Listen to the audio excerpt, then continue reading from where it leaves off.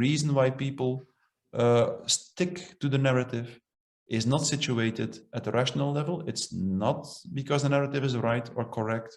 It's because the narrative leads to this new social bond. That's maybe the main reason, after all.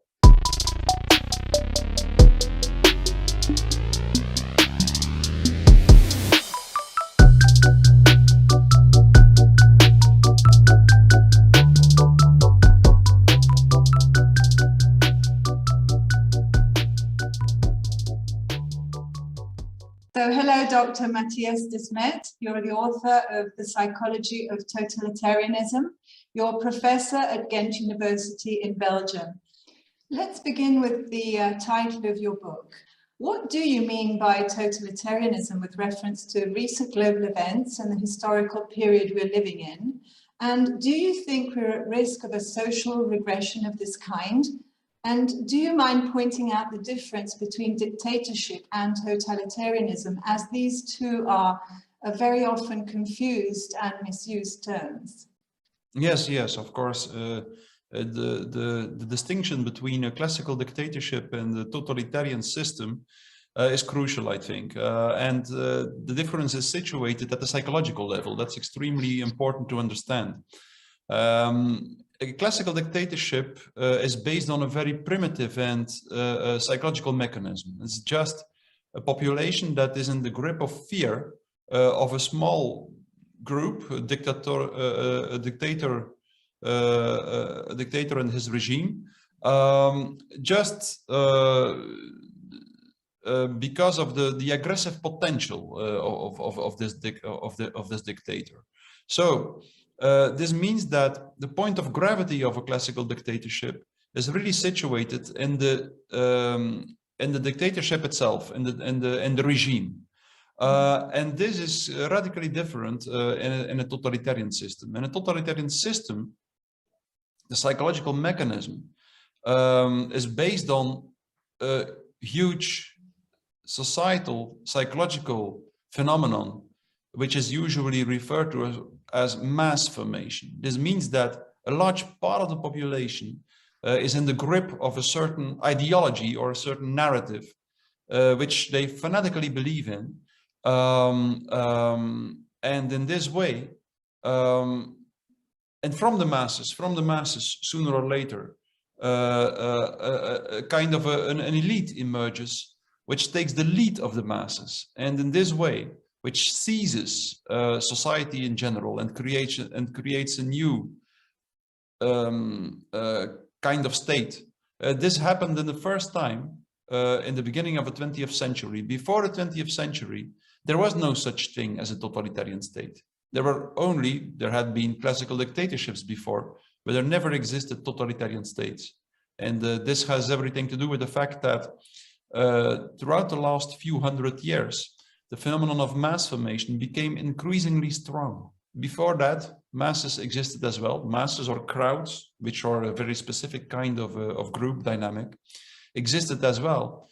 They have always existed. There has always been masses as long as mankind exists. But for one reason or another, throughout the last few hundred years, the phenomenon of mass formation became increasingly strong, until it became so strong that it actually became the guiding principle, or that it took over control in society. And when that happened, the first totalitarian states emerged. And which implies that a totalitarian state is much more influential, has much more grip on the private life of people than a classical dictatorship, just because it exists of this population, or just because the point of gravity of a totalitarian state is situated in this large part of the population, usually about 30%, who really fanatically believes in the state ideology or in the narrative that created the masses. And in this way, almost in every family, there are one or more people who fanatically believe in the state narrative and thus form like a kind of huge secret police. Hannah Arendt said, a totalitarian, the largest segment of the secret police in a totalitarian state is just the part of the population that is in the process of mass formation. Months after the start of the COVID-19 pandemic, you wrote a paper called "The Fear of the Virus is More Dangerous Than the Virus Itself." Yeah. And soon after, you observed that a large-scale phenomenon of what you call mass formation, or we could call it also crowd formation, was taking place. Can you please explain how this happens? Yes, I can. I wrote this paper you referred to. The fear of the virus is more dangerous than the virus itself. I wrote this paper actually in the first week of the crisis, because almost immediately, you know, besides my master in clinical psychology, I also got a master in statistics. And in the beginning of the crisis, I started to study the statistics on the mortality rates of the virus, the infection fatality rate, the case fatality rate, and so on.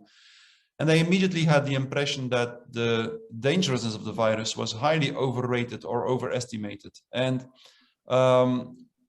I noticed that in one way or another, society didn't seem to be capable anymore of an accurate assessment and an accurate evaluation of the dangerousness of the virus. And I was not alone in claiming this. There were many other famous statisticians, such as John Ioannidis of Stanford University, for instance, who immediately said the same. And there were many people from the beginning who immediately warned the world that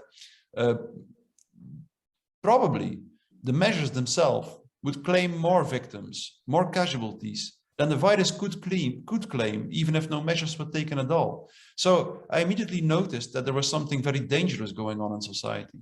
And throughout the first few months of the crisis, I started to really wonder, like, how I could describe this psychological process that was going on in society, and which made people blind, among other things, for the collateral damage of the corona measures. So I started to wonder, like, how I could psychologically describe this phenomenon that was happening in society, and then also, maybe even more important, how I could describe it in such a way that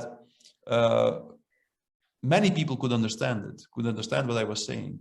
And that led me to this theory of mass formation that I am describing in the book, among many other things. So actually the book focuses more on the question, like, why did this process of mass formation become increasingly strong throughout the last centuries? And then you immediately see that it leads to the very elementary, very basic questions about our culture and our society. But so the process of mass formation itself is a very typical process. In a mass, it seems as if all individual characteristics disappear and people identify with a group identity. And this process makes that people in one way or another are not capable anymore of taking a critical distance from the narrative that leads to the group formation. It seems as if no matter how absurd the narrative becomes, people continue to buy into it. And it is so that's something that is extremely typical for the process of mass formation. And that leads to the most characteristic element of it, namely an extreme blindness for everything that is at conflict or that goes against the mainstream narrative, no matter how absurd the mainstream narrative becomes. So if you look historically at the large-scale mass formations that happened, then you see that these mass formations always happen when the population is in a very specific condition. And first and for all, many people have to feel socially isolated. Many people have to feel socially atomized, isolated in such a way that they do not resonate anymore with the nature around them, with the natural environment, and also not with the social environment. So this social isolation is the core characteristic of, is the most elementary, the most basic condition a population should be in order to be sensitive or vulnerable for mass formation. So first and for all, social isolation. And this condition was really met before the corona crisis, when you realized that worldwide, 50% of the people reported that they did not have one meaningful relationship and that they only connected to others through the internet. So this is really impressive. And in the United States, the US Surgeon General mentioned that there was a loneliness epidemic going on. And in the UK, for instance, Theresa May, I believe that was in 2017, appointed a minister of loneliness, because she also recognized how widespread the problem of loneliness was in the UK. And it's something very typical. If you look at the map, at the world map, then you see that the higher the percent, the more technology is used, and the higher the level of industrialization in a country, the more people feel lonely and socially isolated. So that's also something the book is about this, the way in which technology use leads to social fragmentation and social isolation. They spontaneously will start to feel that their life doesn't make meaning anymore, that it doesn't make sense anymore, just because people are social beings. And if they drop away from the social bond, they have the feeling that they do not know anymore why they live for or what they live for. And that makes them feel, confronts them with a lack of meaning making. And then the third condition is that there should be a lot of free-floating anxiety, free-floating frustration, and free-floating aggression. This third condition is also extremely important.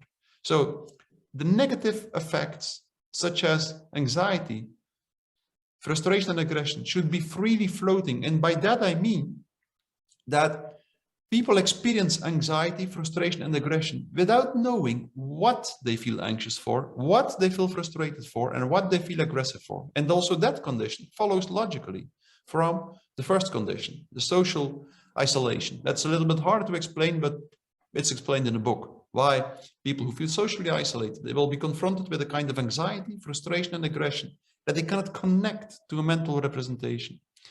And that's an extremely aversive mental state.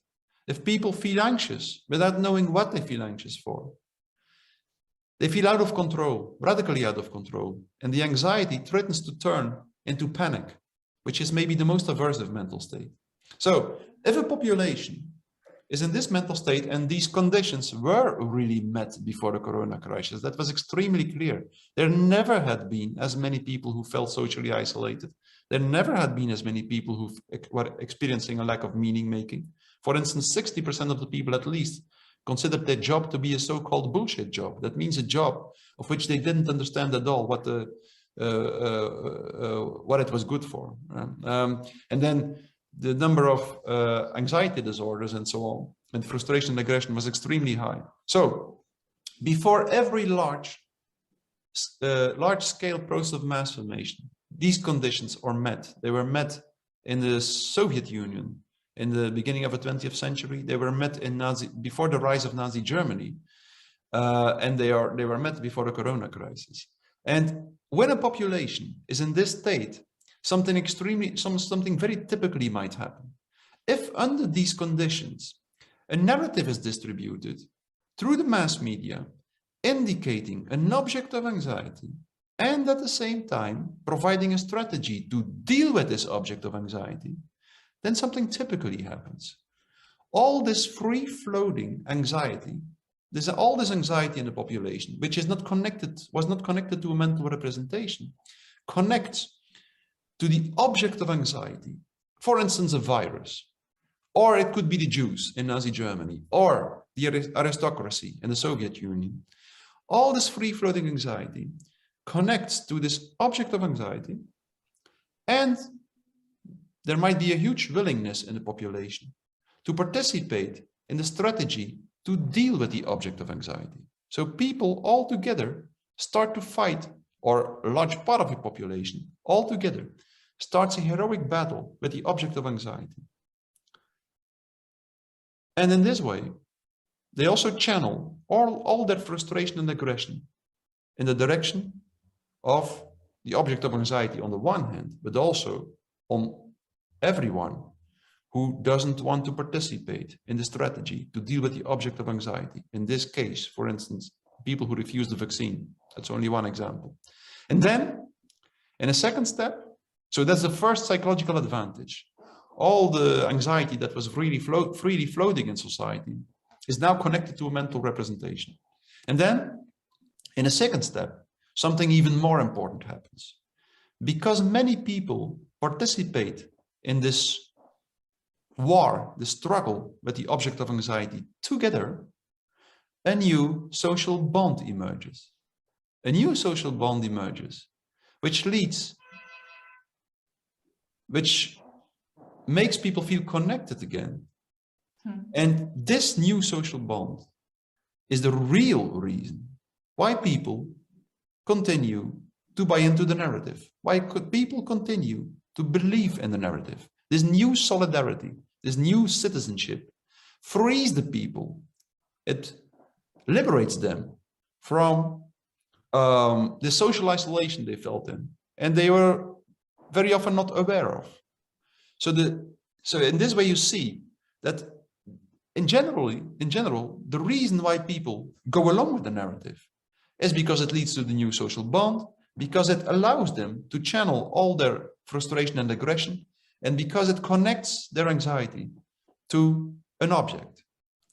And as soon as you realize that, you realize that no matter how sound the rational arguments against the narrative are, they will not have an impact. Simply because people do not buy into the narrative because it is right or correct from a scientific point of view, for instance. They buy into the narrative because of the psychological advantages that I was referring to. In the first place, the new social bond that emerges. And in one way or another, you could say that even the more absurd the narrative becomes, the better it will function, and the more it will be applauded by a certain part of the population who is really into the process of mass formation, simply because the narrative and the measures, for instance, the corona measures associated to the narrative, function as rituals. And a ritual is a symbolic behavior which is always absurd or meaningless from a pragmatic point of view, and which always asks a sacrifice of the individual, through which the individual shows that the collective is more important than the individual. And again, as soon as you start to understand that, you start to understand why people become radically blind, or why people are not impressed by rational counter-argumentations, and why people continue to buy into the narrative, even if it is utterly absurd. People feel socially disconnected, and they now, through the mass formation, feel connected again. What is the problem then? Well, there is a problem at many levels. First and foremost, because in mass formation, people always need an object to be destroyed. They always need a certain part of the population to focus their frustration and aggression on. That's one thing. And maybe even more important is that the new social bond that emerges in a process of mass formation is not a social bond between individuals. It's always a social bond, a bond between the individual and the collective. So people feel this new, very intense solidarity, but it's always a solidarity between the individual and the group. And the solidarity and the social bond between the individuals even deteriorates more and more as the process of mass formation continues. For instance, in the corona crisis, we've seen that if someone got an accident on the street, the European, on the websites of the European government and on the websites of the Belgian and the Dutch government, and I think in Italian it will have been the same. In Italy it will have been the same. But the websites mentioned that if someone has an accident, you were no longer allowed to help that person unless you possessed, or you had a surgical mask and gloves at your disposal to help that person. And you could continue in the same vein. For instance, when your parents were dying during the corona crisis, you were not allowed to visit them. just because of the risk that you might contaminate other people because of the visit to your parents. So that all show, there were many examples, but they all show very clearly that the solidarity was not a solidarity between individuals. It was a solidarity between the individual and the collective. And that's what's happening time and time again in every totalitarian system, in every mass formation. The longer the mass formation lasts, the more the social bond between the individuals deteriorate until society arrives in a radical, paranoid atmosphere in which nobody trusts the other anymore. So that's what typically happens in a totalitarian state, and that's what also typically happens in every kind of mass formation, and even, you could say more, even in every intense group formation. When the group identity is very important, for instance, when soldiers need to or on a mission, which is very important and dangerous, they will never allow that the members of that mission have sexual relationships, just because they know that if members have sexual relationships, they might choose for their partner, for the importance of the well-being of their partner over the importance of the group. So that's something, a very easy, concrete example of why in a mass formation, the bonds between the individuals always weaken. Yeah, so there's this process of mass formation really has huge effects. Like for instance, it focuses all the psychological energy and all the attention at a very small part of reality. First, and in this way, it is really similar to the process of hypnosis. It's really a kind of group hypnosis, in which also in hypnosis, the hypnotist also focuses the attention. First, he withdraws the attention from the environment and then focuses all the attention through his hypnotic suggestion on one point. And from then on, the person is no longer aware of the environment. And exactly the same happens in a process of mass formation. First, spontaneously, all the psychological energy is detached from reality, and people are confronted with this free-floating anxiety, frustration, and aggression. And then this story is disseminated in society, this story about an object of anxiety. And from then on, all the psychological energy is focused, all the negative energy, all the anxiety, frustration, and aggression is focused on this small part of reality that is indicated by the narrative.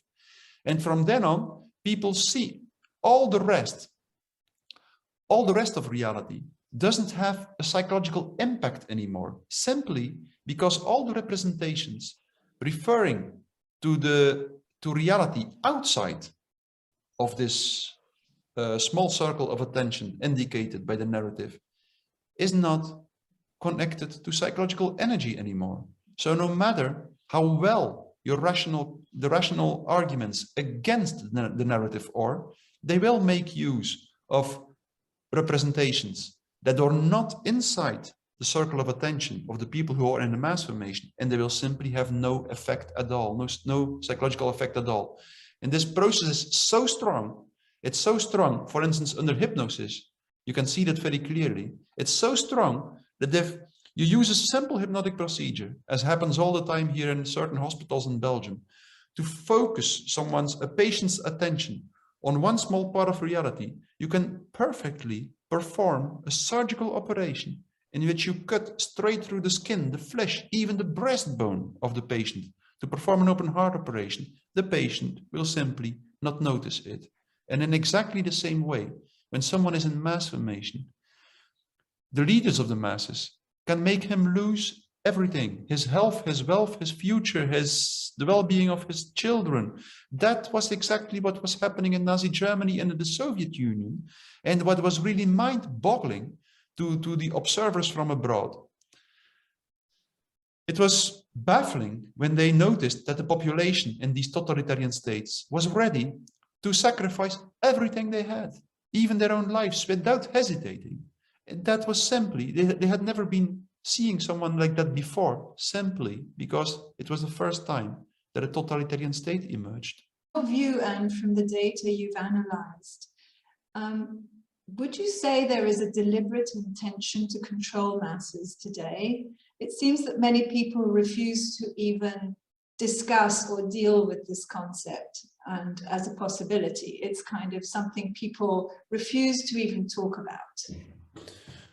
Yes, well, you know, my work focuses on the process of mass formation itself, and not so much. I will write a second book. I planned that from the beginning on propaganda and indoctrination, which means the intentional manipulation of the masses.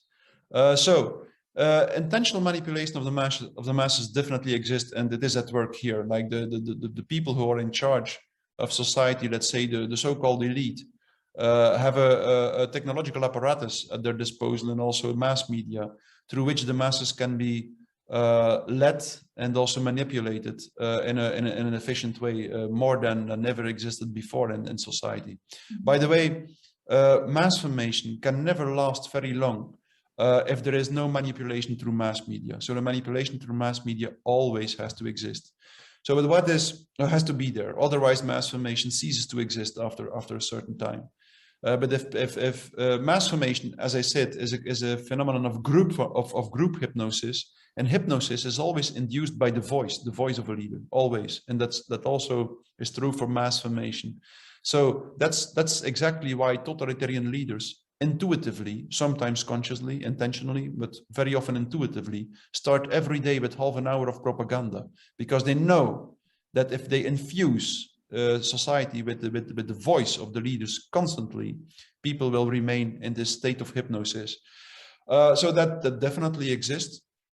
But there are two very important things. The first is that the leaders of the masses usually are under hypnosis themselves, almost always. They are also in a state of hypnosis. That's extremely important. That has been stressed by one of the major, most important scholars at the level of mass psychology in the 19th century already. Gustave Le Bon was his name. He mentioned already that there is only one real difference between a classical hypnosis and the mass formation, and it is that in a mass formation, the leaders of the masses are hypnotized themselves. They are hypnotized by their ideology. So the leaders of the masses are always people who believe fanatically and blindly in their own ideology. And this ideology always, from the 19th century onwards, was pseudo-scientific in nature. So Hitler, Stalin, all referred to science and to pseudo-scientific narratives to manipulate, to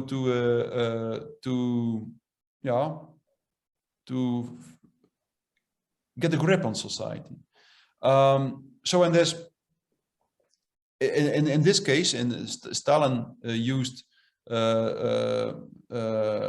historical materialism, the theory on the superiority order of the working class, to install or to in his indoctrination and propaganda. Hitler referred to race theories and social Darwinism. And now I believe that the ideology that is seizing power now it's very clear.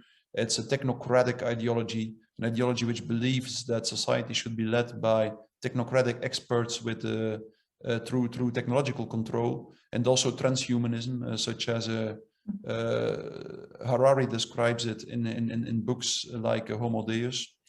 So that's the ideology, and the leaders of the masses usually believe blindly or hypnotized by the ideology, and also by the masses themselves, because the leaders of the ideology in one way or another are also in the grip of the masses. So it works both ways. The masses are in the grip of their leaders, but the leaders are also hypnotized by the masses. So it works in two ways. But extremely important, usually the leaders of the masses blindly believe, fanatically believe in their ideology, but they usually do not believe at all in their own narrative. So that's an extremely important distinction. They consider their narratives to be, they use the narrative in a purely instrumental way, through which they manipulate society in the direction they want. This means in a direction of their own ideology. So they want to, usually they want to not usually, always, they want to reshape society according to a certain specific ideology, which we see now on websites of all kinds of global institutions who promote the ideas such as an internet of bodies, that society should be reshaped into an internet of bodies in which people merge with all kinds of technological devices and then are rigid or monitored through a powerful internet. So that's the dream of many of the contemporary technocratic ideologists. Is there a large scale of manipulation? Yes, but the people who manipulate society, or who try to lead the masses and use all kinds of techniques to do that, usually or under the spell of hypnosis as well. That's one important nuance, I think. And then a second one is, that's extremely important, that the point of gravity of a totalitarian system is always in the masses, in the crowd, and in the ideology, and not in the elite. And that's a radical difference with a classical dictatorship. In a classical dictatorship, the point of gravity is situated in the dictatorial elite, in the dictatorship itself, and the dictator and his regime, which means that if you eliminate, if you liquidate a part of the dictatorship regime, then usually the dictatorship will crash. It will cease to exist.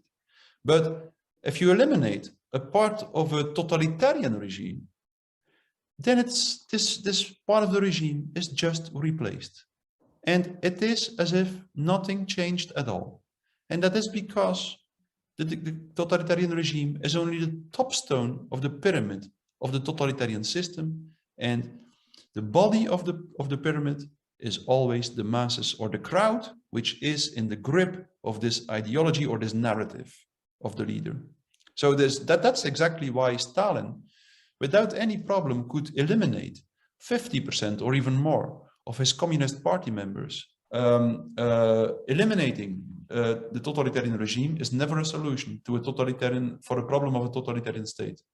The only thing that works is that, or if an external enemy destroys the system, that's possible for an external enemy, but from within, it's never possible to destabilize the system through the use of violence. So non-violent resistance is always the most efficient way to fight a totalitarian state. And in particular, people have to continue to speak out. They have to continue to speak out, because if the dissonant voices stop to speak out, then the totalitarian state starts to become extremely cruel and aggressive without limit. That was typically what happened in 1930 in the Soviet Union. Then the opposition and the dissonant voices started to go underground. They stopped to speak out in public space. And exactly at that moment, Stalin started his large-scale purifications, which claimed tens of millions of victims in a few years. And exactly the same happened in Nazi Germany in 1935. Also there, the resistance went underground because it seemed that it became too dangerous. And then the system started to become extremely aggressive and absurdly cruel as well in Nazi Germany. And that also shows the radical difference with a classical dictatorship.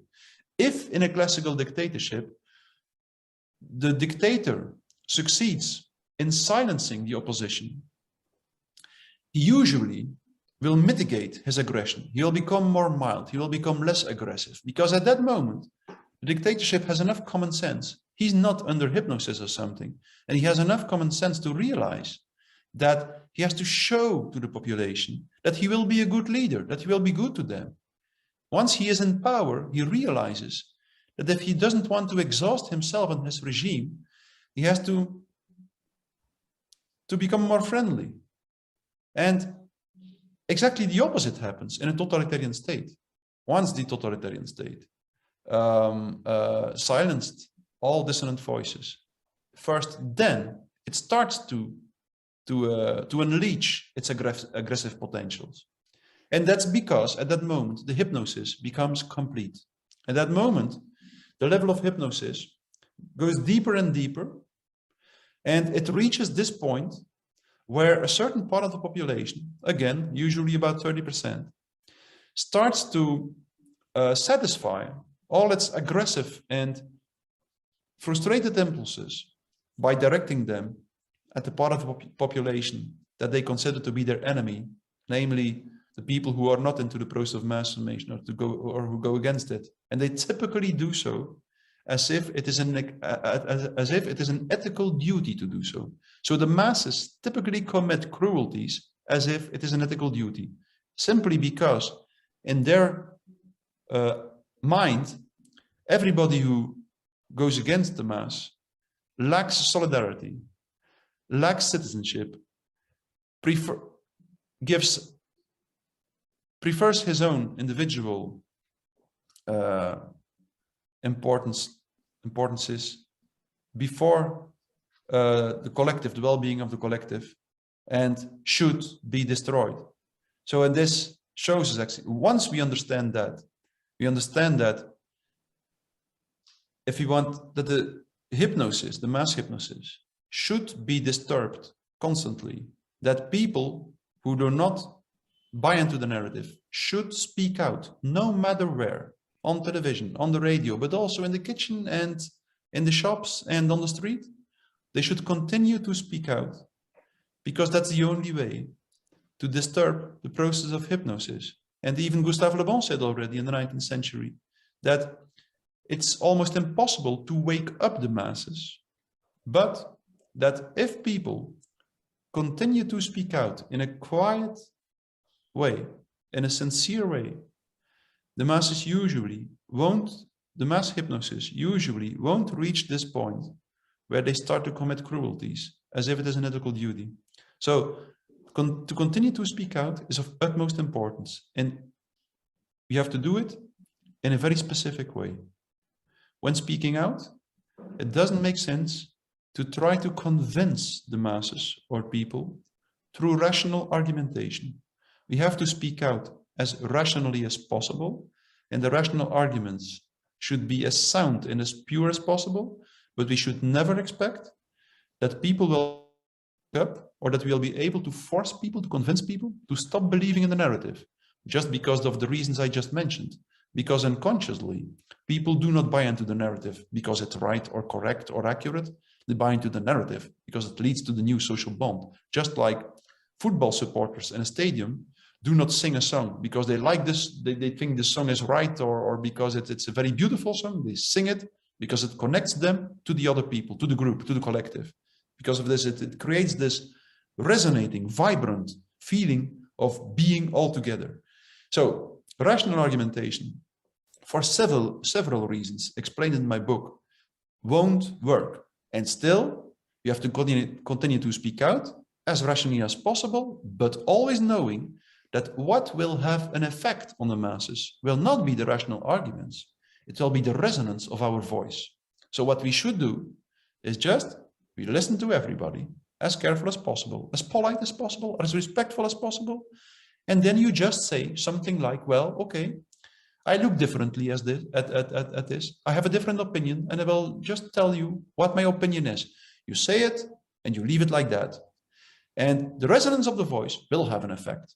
It will not change things immediately, but it will make the hypnosis less deep. So that's a general rule. Of course, this general rule always has to be adapted to every specific person. It is like Sigmund Freud said. Sigmund Freud said, we have to reinvent the theory for every specific patient. So that also holds here. But in general, that's what the first and most important advice is, that continue to speak out. No matter how dangerous it becomes, or no matter how difficult it becomes, continue to speak out, because one thing is for sure. If the dissonant voice stops to speak out, then the destruction will start. And it will not only be destruction for the people who do not go along with the narrative, the masses also destroy themselves as well. The monster, totalitarianism, always becomes a monster that devours its own children. That's what Hannah Arendt said. So we have to continue to speak out for ourselves and for the others as well. Dr. Desmet, from the point of view of your research, why do you think that despite the many contradictions that emerged with regard to the so-called protective measures, adopted during the COVID-19 pandemic. Why do you think that many didn't really question these measures and sort of accepted government directives without looking into the pros and cons of restrictions such as lockdowns and social distancing and mask wearing? Transformation makes people blind. It makes them incapable to take a critical distance, to consider what they believe in a critical way. For the reasons I just mentioned, it leads to this narrowing of the field of attention. It makes that all the psychological energy is attached to a very small set of mental representations, for instance, the virus, the corona measures. Even if 1,000 people die to save one patient from dying of corona, these 1,000 people who die from suicide and all kinds of collateral damage of the measures, these 1,000 people will not have the impact this one person dying from corona has, because all the psychological energy is attached to the victims of corona, and also for several reasons. Also because, as I said, the measures function as a ritual, and the rituals exactly have this function, that they are pragmatically meaningless, and they through participating in a ritual, an individual sacrifices a part of what is important to himself under certain conditions. His own children, for instance, that happened all the time in history, sacrifices something that is very important for himself, just to show that the collective, the group, is more important than itself. So that's a few reasons why people start to become completely blind in the process of mass formation. It's just, yeah, look at the process of hypnosis. And when people are under hypnosis, they really are not aware of reality anymore. Outside this narrow focus of attention, the hypnotist focused upon. So exactly the same happens in mass formation. And it explains indeed why people in one way or another were not capable of paying attention to what so many scientists said in the beginning of the crisis, namely that there would be more children dying from starvation in developing countries as a consequence of the lockdowns than there could ever die people from the virus, even if no measures were taken at all. So this disbalance, this lack, we never really saw in the mainstream media a proper cost-benefit analysis, for instance. We never really saw that. We never saw two graphs in which the one graph indicated the number of people that could die from corona, and then the number of people that could die from the corona measures. If we would have presented such a graph 2 or 3 days in a row on the mainstream media, the mass formation would have disappeared immediately, probably. Would have disappeared when it would have been shown in the mass media. But this doesn't happen because the mainstream media were also part of the mass formation, and sometimes were manipulated intentionally. But very often, many people in the mainstream media just were hypnotized as well. I met some of them, spoke to them. I saw what happened around me at university. Many extremely intelligent people were just in the grip of the process of mass formation. They were not capable anymore of seeing the most elementary statistical mistakes. I tried to show them very often, but in one way or another, it was baffling, mind-boggling to see that they time and time again managed to convince themselves that, well, if everybody says it, I should have been mistaken, and that, okay, these statistics seem to be wrong, but it couldn't be true, and they probably were right. Probably I overlooked something, and so on. So intelligence, for instance, doesn't play any role at all. Even the most intelligent people fall prey to the process of mass formation. And once you understand the process, you understand why that happens. Because it is as if the process of mass formation limits the information that is available in the system. You could perfectly compare it with a computer, in which you can enter a certain part of information. So if the information is not in the computer, no matter how powerful the processor is, he won't be able to take into account information that is not into the system. And that's exactly what happens in a mass formation. Mass formation limits the availability of the information in a computer. So no matter how strong the computer is, it cannot work with information that is not in the system. And that's exactly why even the most intelligent people fall prey to it. Even more, the higher the level of education, the more vulnerable people are for mass formation. That is one reason. So the limited focus of attention, and also because the reason why people go along with the narrative, the reason why people stick to the narrative is not situated at a rational level. It's not because the narrative is right or correct. It's because the narrative leads to this new social bond. That's maybe the main reason, after all. 2 years of pandemic, we've witnessed a growing form of heuristic behavior and the sharpening of a social division, leading to social labeling, for instance, pro-vax, anti-vax, and to forms of segregation and also inner self-division. One group feels it's sacrificing itself for the greater good, for the community. The other group instead claims its individual rights and freedom of choice. What happens from a psychological point of view according to your studies and research? Indeed, there is one group who thinks that he lives for the greater good, or that he sacrifices a part of his individual freedoms for the greater good. But that's an illusion, actually, because mass formation, definitely in the way in which I explain it, always lead to self-destruction. So it's not for the greater good at all. The greater good is a greater good that leads to destruction of society, always. So that's a cynical advantage of mass formation and of totalitarian states. A classical dictatorship can last for thousands of years. It can function quite well, a classical dictatorship. But a totalitarian state, because it is based on mass formation, and mass formation is always destructive and self-destructive, will always self-destroy. It will always destroy itself. The mechanisms why it does so are quite hard to explain. I explain them in my book, but it's clear they do. The masses only have a destructive capacity, and in the end, they will always destroy themselves.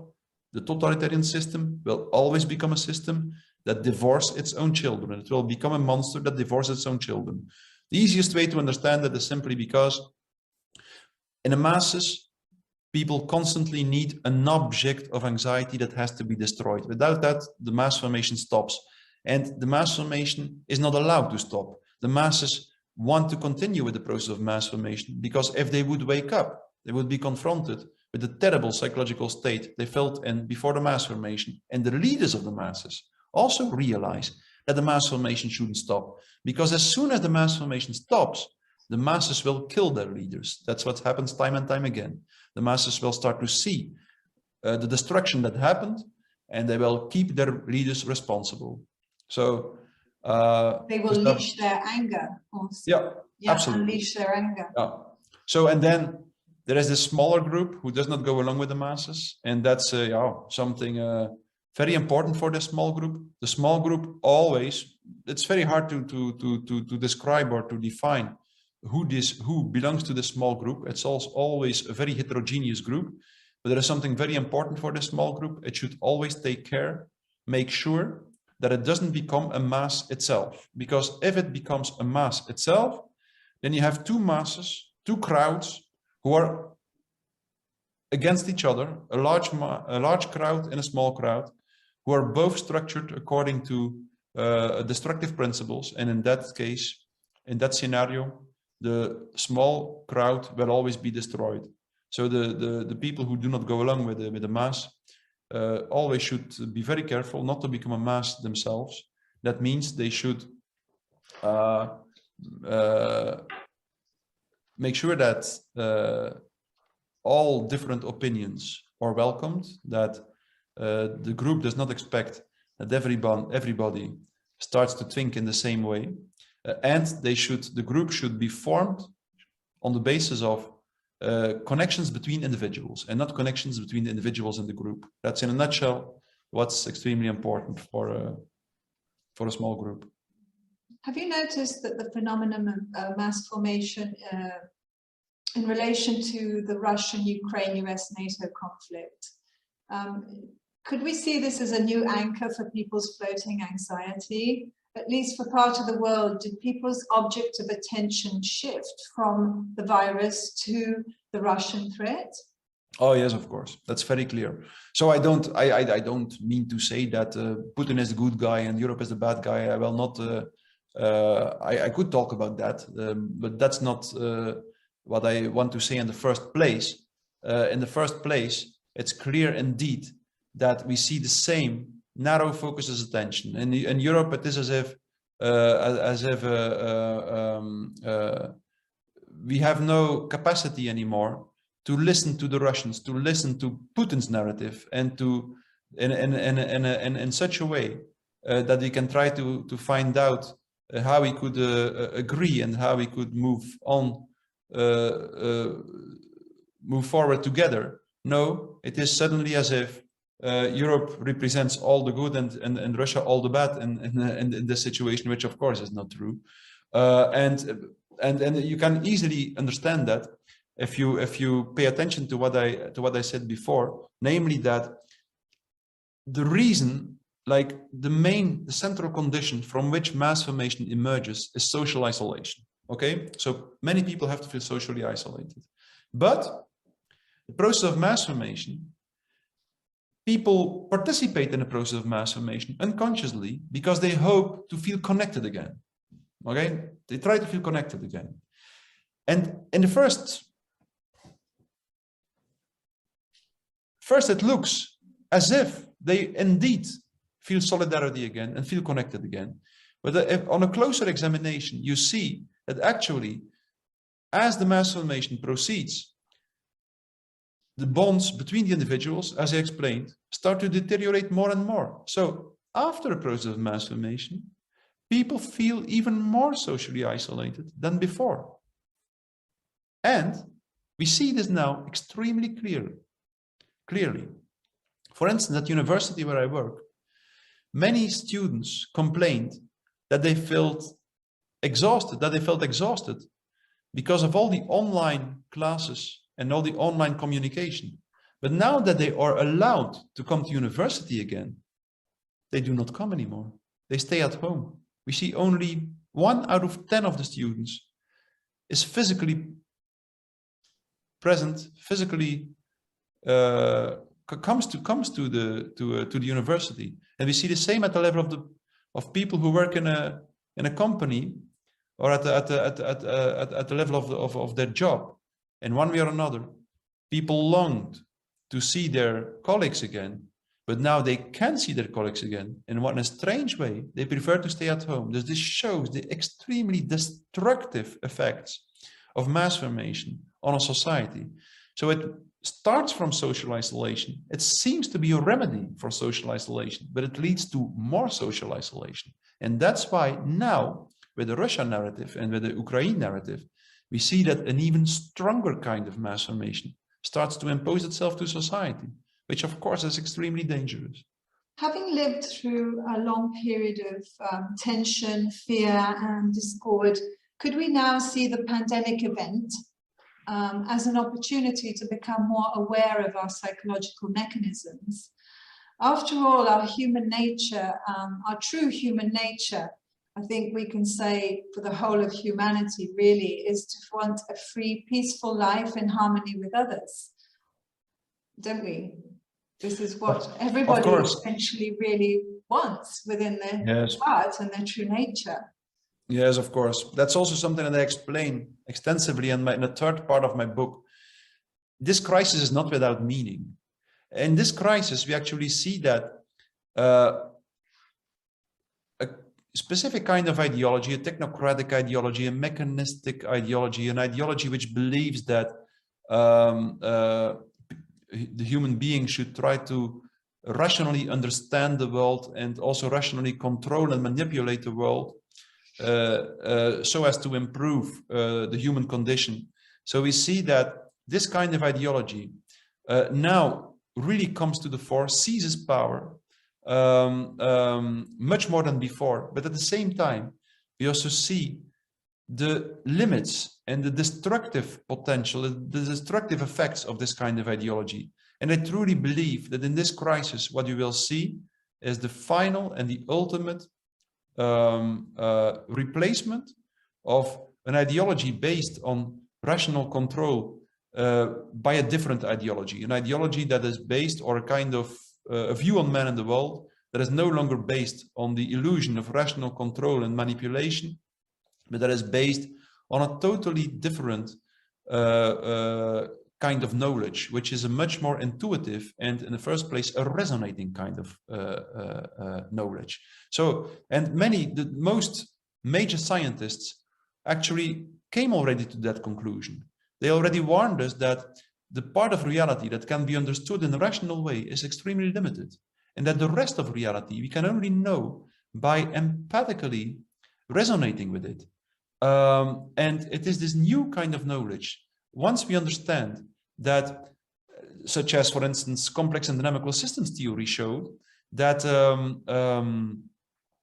that most phenomena in nature, for instance, are complex and dynamical in nature, they are complex and dynamical, and that in this respect we can never understand them in a rational way. They are intrinsically irrational, and that we can only know them through resonance. Once we understand that our rational, the human mind in its rational dimension, is really limited, and that we have to move on to other ways of knowing the world and of connecting to the world around us, the social world, the natural world, and so on. I believe once a society centers on that intuition and that awareness, then this crisis will be really solved. And I think in the short run, like in the next few years, I think we'll go through very difficult times. I believe the problems will get worse and worse in the next few years. But after that, I'm very positive. I believe that humanity will finally, from the failure of the old ideology, a certain part of humanity will start to conceive, to understand according to which principles society should be organized and which kind of knowledge is most important. And then we might be ready for a very nice and beautiful, a new human future, I believe. Yes, sir. Is your book The Psychology of Totalitarianism? Because it sounds a very scientific title, but I imagine it was written with the general public in mind. In other words, can this book help people navigate these confusing times and counteract crowd formation processes, for example? Yes, I'm very confident of that. You know, here in Belgium, first I was a little bit scared that it would be too difficult for some people, but I'm really after, like, the Dutch version is available now for 6 weeks or something. And I'm really confident now that it will reach a large and a broad audience. Like in Belgium, it's I think the most sold non-fiction book now at the moment, and almost everyone says that it's very accessible and that it integrates indeed, on the one hand, many scientific findings, but also many findings from other perspectives, such as a more spiritual perspective, or also like a more historical perspective, and so on. Of course, a psychological perspective as well. But I'm confident that many people that it will be accessible to most people. They will be able to read it and to understand it, I think. And also in the style of the writing, on the one hand, is very rational and very logical, because I always try to make my argumentation as pure as possible, but it's also poetic, I think, in many respects. That's what many people say. So I pay attention to both the more logical and the more stylistic and poetic dimension of language very much in my book. Well, thank you very much, Dr. Mattias Desmet, author of The Psychology of Totalitarianism. Thank you for a great point of view and a great vision on a possible new world. Thank you. Thank you very much for the interview.